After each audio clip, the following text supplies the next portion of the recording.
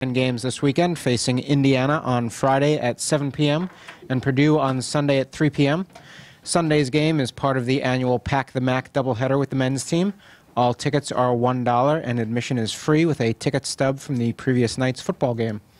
Head coach Paula Wilkins is here. We'll have some opening comments and take questions.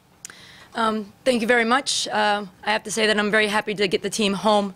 We've been on the road for about 2 weeks now, and our travel has been very extensive. So it's going to be nice to get back onto McClyman, and especially to share Pack the Mac. When we've been home, we've had great support, and we're looking forward to that. After this past weekend of the Big Ten, these 2 games against Indiana and Purdue are going to be very crucial for us in terms of getting points. Obviously, didn't have a great start against Penn State. I think the score was not as indicative to the what the game presented. And then, obviously, I told the players after the Ohio State game it was a moral victory to get a shutout because we've been giving up a bunch of goals. But we are still looking for the answer on how we're going to score some goals, and that is going to be the focus for us this week, moving into the Big Ten and looking to get some points because right now in the Big Ten it's going to be very competitive every single game. So I'm looking forward to the challenge with the team, and that's going to be our focus this week. Paula, with the road stretch that you guys are all coming off of and all the overtime games you've had, you haven't really mentioned that, but you've already played 4 double overtime games, 5 overtime games in total. What have you learned about this team and the way they've battled through those? I mean, they haven't lost in any of those overtime games. You're undefeated in your last 11. So what have you learned about this younger team? Well, I think they have some resilience in that, which is great. I think I always found that overtime is sort of about the gut check time period. I think the one thing that we are lacking is the person who steps up in that time period and finishes it off, or even in regulation. And so I think moving forward, we're going to have some of our key players step into some roles and do some significant things for us to be successful this year. And I'm quite excited about it because I think we have the tools to do that. We're still working on getting them in the best situation possible to have that happen. 11 freshmen on the team, awfully young.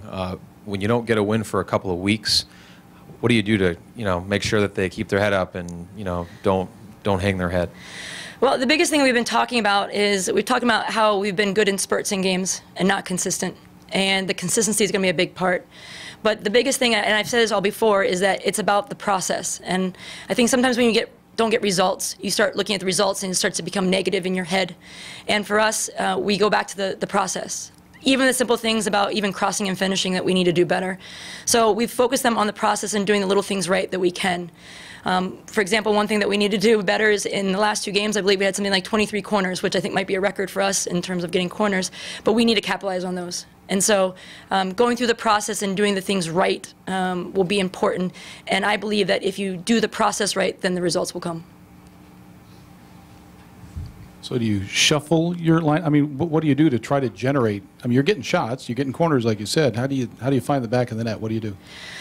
I think you're right. We're looking for different lineups. I think we had to make an adjustment. We were giving up some goals at the beginning of the year, and we had to move McKenna Moya back to holding center mid, and that's kind of made some difference defensively.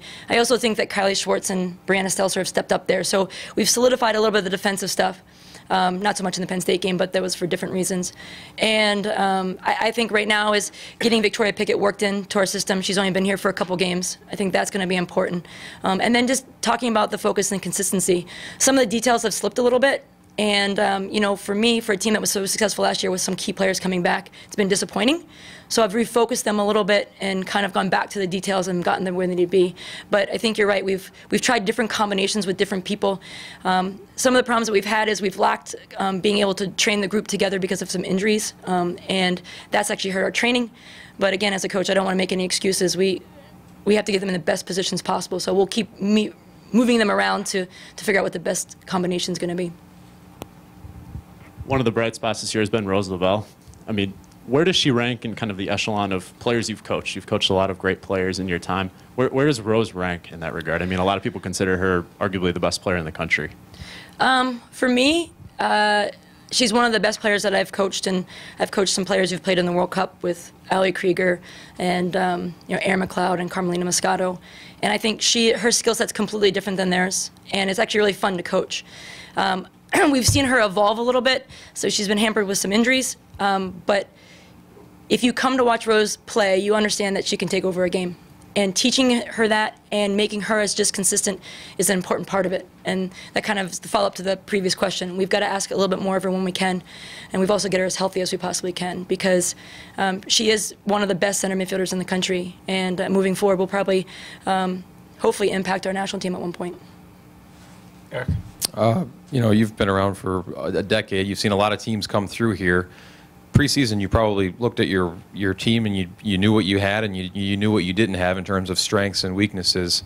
Obviously, that they've struggled to score goals, but you probably also saw potential. What do you think the potential of this team is on October 28th, for instance? You know, by the end of the year. I think that's great, and it goes back to the question you had before. It's their consistency, and I think that's going to come down to a bit of leadership. I always am under the impression that when you have seniors who the game's on the line, they're going to start doing things right because they don't want the end of their career to come. And I think that's part of the leadership part. And so we have the parts. I think as a coach, my job is to make them maximize their potential. And I don't think they're at their maximum potential, so I take a little bit of responsibility for that. But I'm going to call on some of our key players to raise the standard, and it's in training also. I talked to the players after the game and said, part of this is your preparation. I think Joe Paterno once said it's the will to prepare, not just the will to win.